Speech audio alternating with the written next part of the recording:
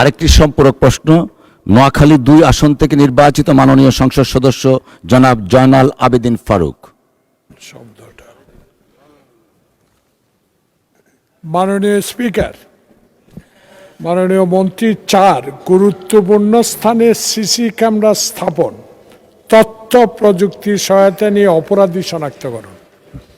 আমি বিনয়ের সহিত আপনার মাধ্যমে এই সংসদের সকল মাননীয় সদস্যের পক্ষ থেকে আপনাকে অনুরোধ করব একটা বিষয়ে।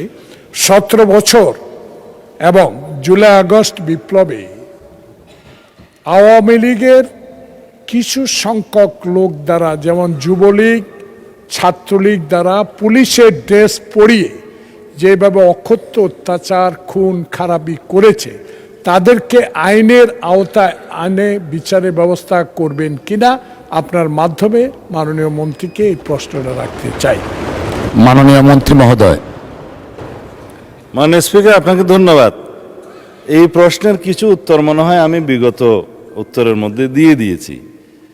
তারপরে শুধু সময় নষ্ট না করে পার্লামেন্টের সংক্ষিপ্তভাবে বলি, জুলাই অভ্যুত্থানকারীদের, জুলাই যোদ্ধাদের বিরুদ্ধে, সাধারণ জনগণের বিরুদ্ধে যারা সশস্ত্র হামলা চালিয়েছে, যে ড্রেস যেটাই হোক, সেটা যেই বাহিনীর ড্রেসই হোক, এবং আওয়ামী সন্ত্রাসী গোষ্ঠী, যুবলীগ, ছাত্রলীগ, যারা যেই বাহিনীর ড্রেসই পড়ুক, তারা সবাই অপরাধী এবং তাদের বিরুদ্ধে মামলা দায়ের হয়েছে, না হলে আপনারা দায়ের করবেন এবং সকল মামলার সুষ্ঠু তদন্ত হবে।